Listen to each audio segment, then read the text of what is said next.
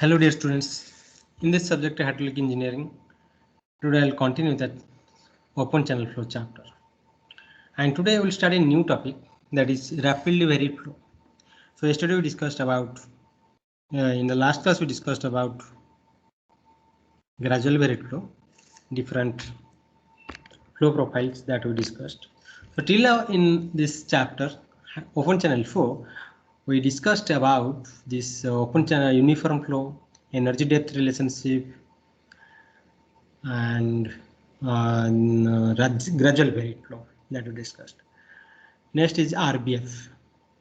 And rapidly varied flow is a significant change in water depth. That already I told that rapidly varied, then as the name suggests here, the rapidly means the flow depth changes very suddenly in a over a short distance. Like in this, like here, this is the spillway. The spillway is the structure. It is provided in the dam, whether it is inside the dam or maybe outside the dam, depends upon the type of spillway and the type of dam. So this spillway is constructed just to supply the excess water. Okay, whenever there is flood, then excess water is supplied over this spillway. Okay, and also sluice gate. If there is sluice gate, this is the sluice gate. Then here, this is the sluice gate. Sorry, this is the sluice gate. Then flow will be like this. So here will be flow. Okay. So whether below sluice gate, one example, and here the flow profile means the supply of water over the spillway. Okay. Here it is. These are the example of rapidly varied flow. Means if you see from this section to this section, there is sudden change in depth from here to here and from here to here. So there is sudden change of depth over a short distance. Okay, this is called rapidly varied flow, and it occurs when there is local disturbance to the balance between gravity and friction.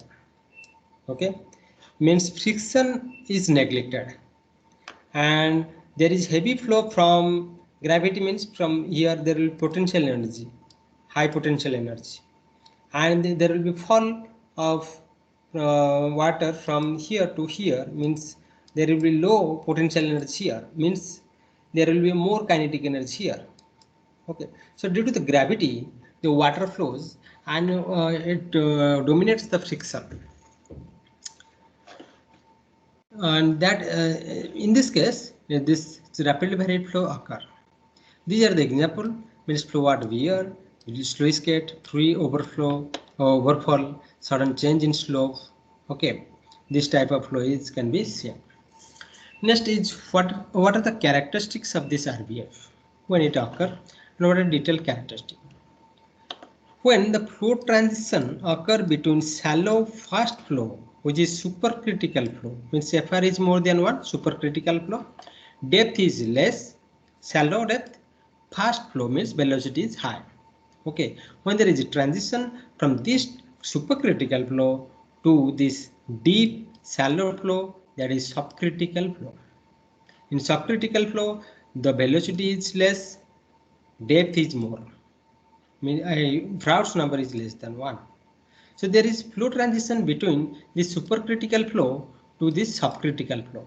So this during this transition there will be rapidly varied flow. Okay, means there will be hydraulic jump. This is the flow here before the RBF Y1. Okay, here the depth is less, FR is more than 1, so this is supercritical flow, velocity is more.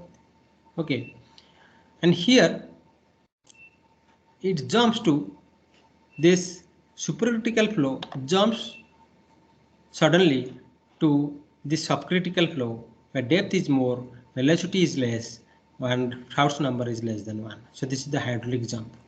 So from this section to this section, their flow is called RBF. So there will be high turbulence in the RBF. Energy head loss due to turbulence is very high compared to the loss due to friction. Here turbulence will be very high. There will be random motion of molecules here, and velocity will be very high, and that due to that the energy head loss will be very high compared to friction head loss. That's why the friction loss is neglected in RBF. Energy loss is very high in RBF compared to GBF. In gradual buried flow, the energy loss is usually neglected. It is very less. But here in RBF, there will be huge energy loss. Therefore, due to this high energy loss, the energy equation is not applied to analyze the RBF. The momentum equation is only applied to analyze the RBF. Okay, and this hydraulic jump is perfect example of the RBF rapidly varied flow. Let's come to this hydraulic jump. So it occurs in RBF when supercritical stream meets a subcritical stream of sufficient depth. Means here, let this is the hydraulic jump. Here, let this is the kinetic energy line, total energy line, not kinetic energy, total energy line. That is y1 plus b1 square by 2g. Okay, so y1 is the depth, flow depth, and b1 square by 2g. This is the kinetic head. So here the depth is less, but the kinetic energy, that is the velocity, is very high. So here the Fr is more than 1. F is more than 1. So this is the supercritical flow. So this flow tries to meet its alternate depth. This y1, it has one alternate depth. That means of same energy. That depth is, there will be same specific energy. There will be two depth, y1 and y2. That already we discussed in the specific energy diagram chapter. Okay, so here this flow, here this supercritical flow try to meet this its alternate depth, but it fails to meet its alternate depth due to this reverse flow. Okay, but whatever be the depth here, here after this jump, here the depth will be more and velocity will be less. So here the Fr, that is Froude number, is less than 1. That means here the flow is subcritical. Means flow changes from supercritical to subcritical, and due to turbulence there will be high energy loss. Okay, so the supercritical stream jumps up to meet its alternate depth. The flow depth before the jump, that is y1, and after that jump, that is y2, are called conjugate depth or sequent depth. This y1 and y2 is called conjugate depth or sequent depth. Okay, due to this reverse flow means here, if you see the velocity profile, the lower portion of this hydraulic jump, in the lower portion of the hydraulic jump, the flow velocity will be towards downstream. In the upper portion, there will be reverse flow, and there will be flow direction will be towards upstream.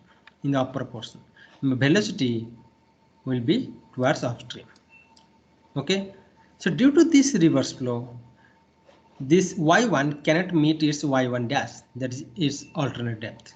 y1 dash is the alternate depth of y1, means of same specific energy. But here, due to the reverse flow and energy loss, it cannot meet, and the depth at the after the jump, that is y2, will be less than this y1 dash due to this reverse flow. Next, what is the use of this hydraulic jump? As the energy dissipator, it is used to kill excess kinetic energy of flowing water in the downstream of hydraulic structures such as spillway, sluice gate. Okay, this higher kinetic energy causes erosion in the bed surface. This is the spillway, so there will be, okay,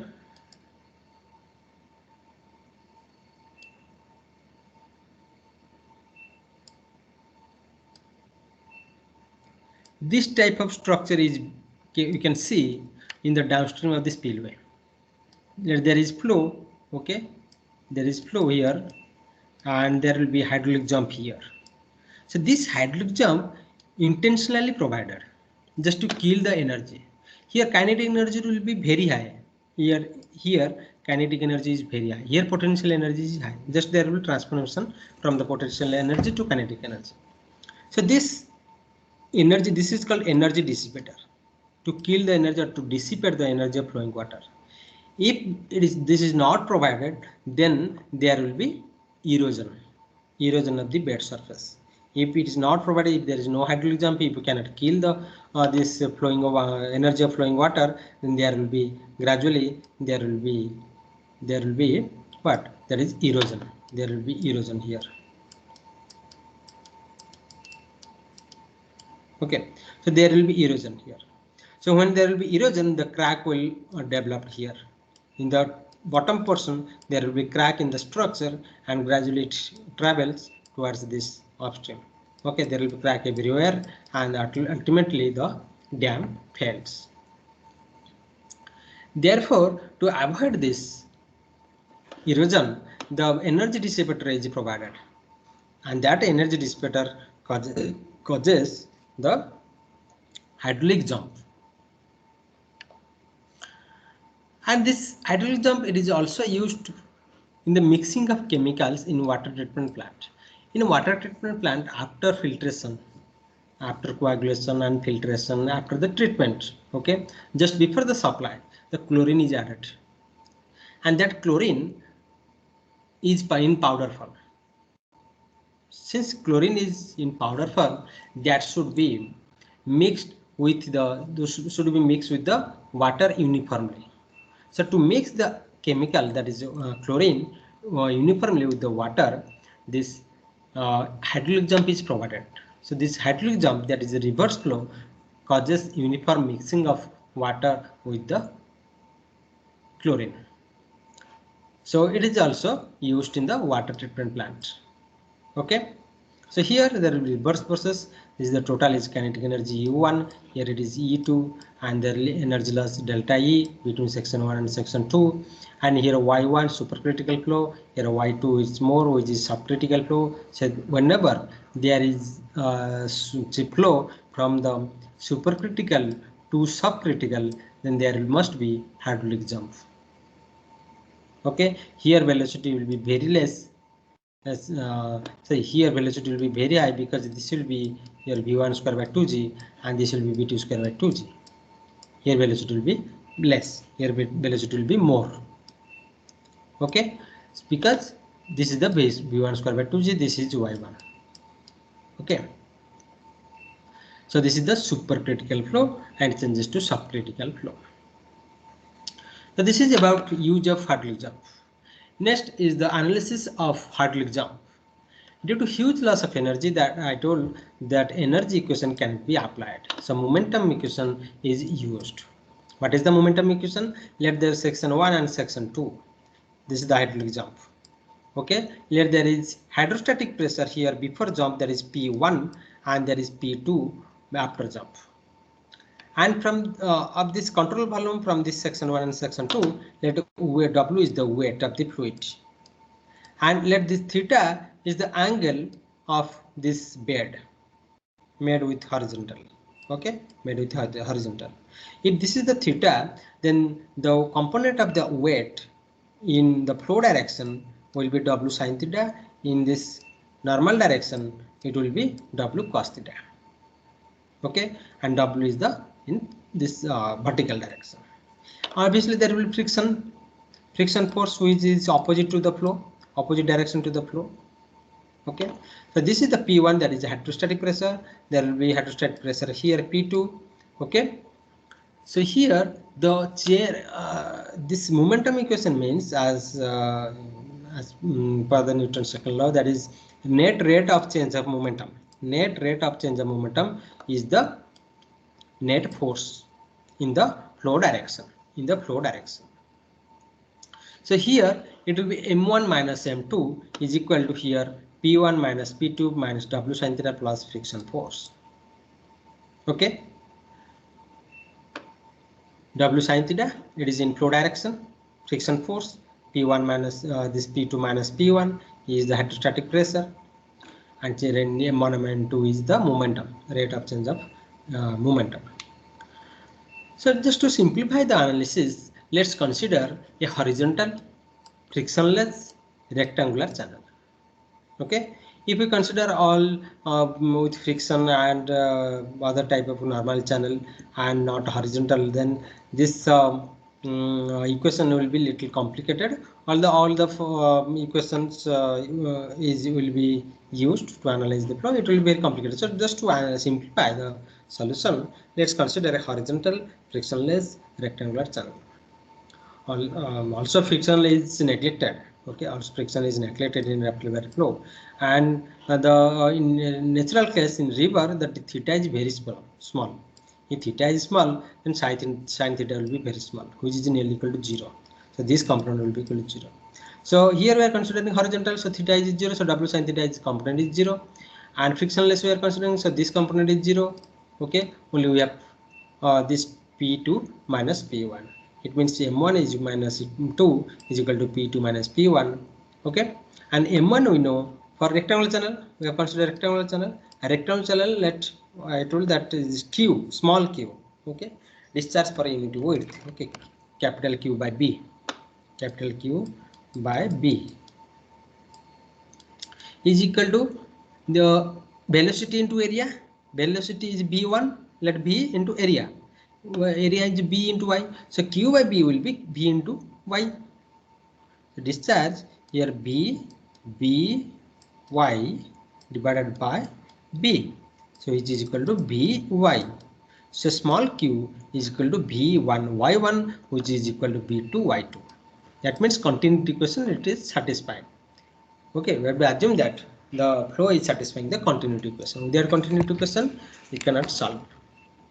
Continuity equation means there is no flow taken out of the system or added to the system between this control volume from section 1 to section 2.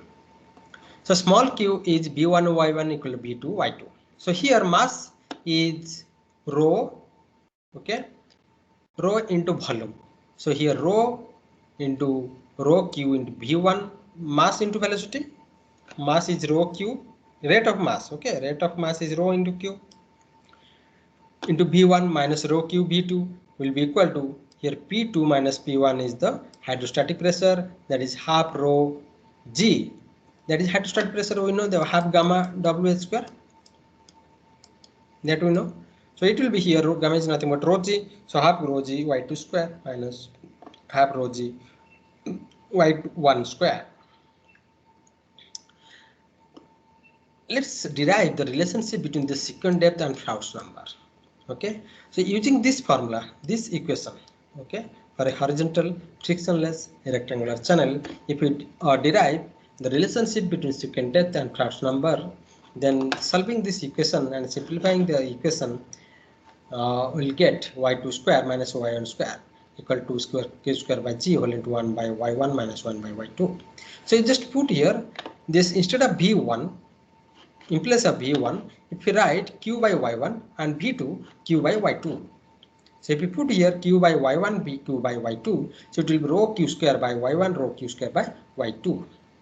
So here it is rho G V2 square, so this rho will cancel and this Y2 square minus Y1 square will be equal to 2 by G, 2Q by G into this, just you write here, you will get this Y2 square minus Y1 square will be equal to 2Q square by G into 1 by Y1 minus Y by Y2. So from here you can derive that is Y1 into Y2 whole into Y1 plus Y2 will be equal to 2Q square by G, which is equal to ICQ. Q square by G is, what is Q square by G? Yc to the power 1 by 3. That already we derived in the critical flow. Okay, in the critical flow topic we derived for rectangular section. Okay, for rectangular section, Q square by G to the power Q will be equal to Yc. So it will be 2Q square by G, which is 2 Yc cube.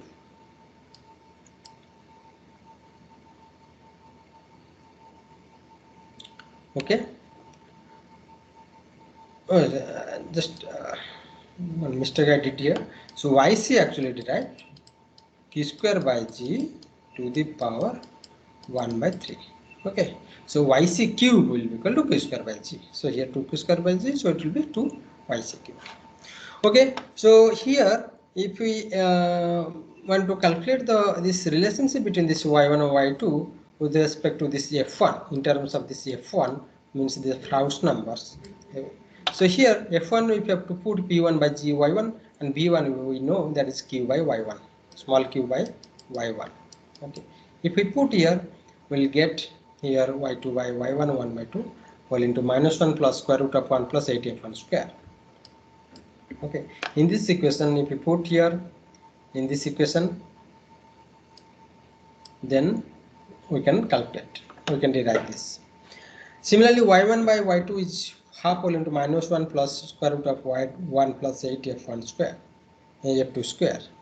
Okay, so instead of q, if you write f is equal to here q by what is q by y square root of gy. Okay, this is the general equation.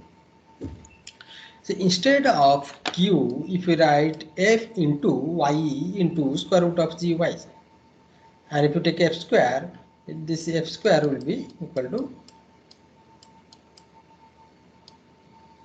q square divided by y square into gy, okay, gy cube.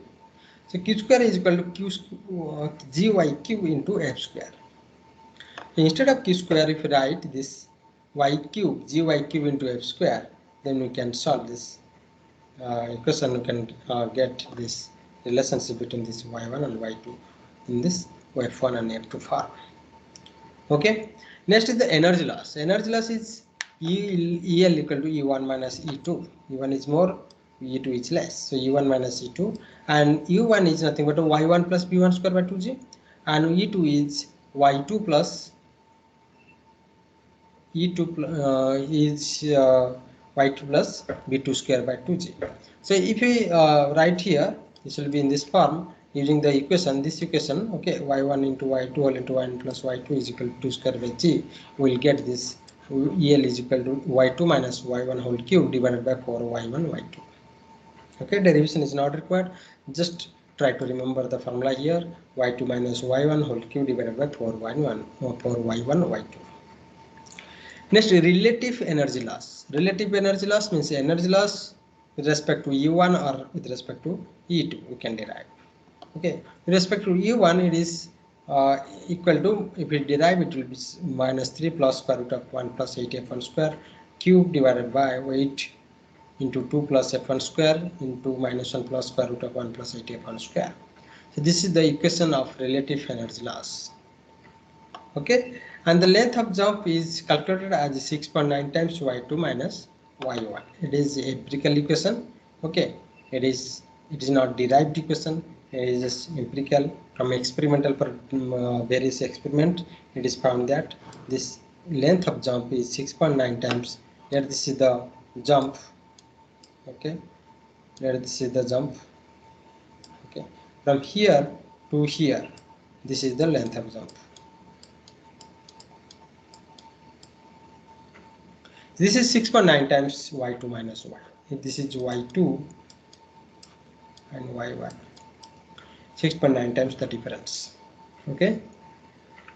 Next, solve the problem. One problem on hydraulic jump takes place in a rectangular channel with a secant depth 0.25 meter and 1.5 meter. Means y1 and y2 is given at the beginning and end of the jump respectively. Estimate the discharge per unit width of the channel and energy loss. Discharge per unit width means Q, you have to determine it, and energy loss, that is E1 minus E2. So here Y1 is given, Y2 is given. So you know we have relationship between Y1 and Y2 with Froude numbers. Y2 Y1, if we write this equation, Y2 Y1 is equal to half of minus 1 plus square root of 8 1 plus 8 f1 square. So if you put this value, f1 we can calculate. Once f1 we can calculate, then b1 we can calculate, because f is nothing but b by g y1, b g y square root.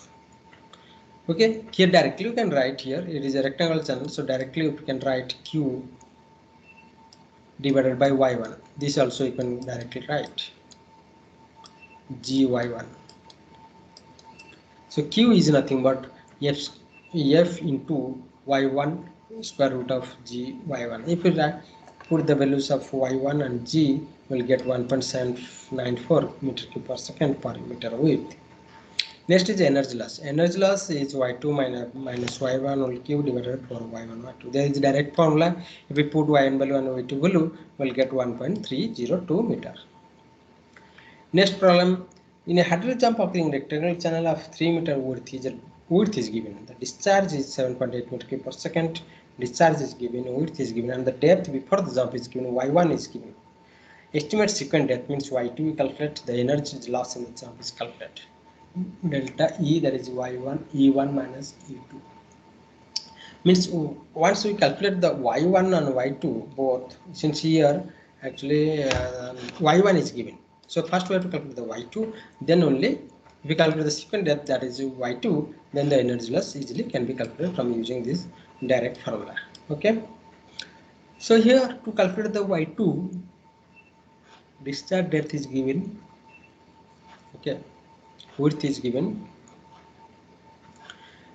So F1 and V1 we can calculate. V1 is the Q by B into Y1. And F1 we can calculate V1 divided by square root of GY1, that we can calculate. The sequence depth ratio given by this is Y1. Once F1 is calculated, then the relationship you know with this Y2 minus by Y1. So from this relationship we can calculate the Y2. Okay. So once the Y2 is calculated, since Y1 is given, so the energy loss can be calculated using this standard formula Y2 minus Y1 whole cube divided by 4 Y1 Y2. It will give you 2.0503 meter. Okay. So okay, this today for today this much. Thank you so much.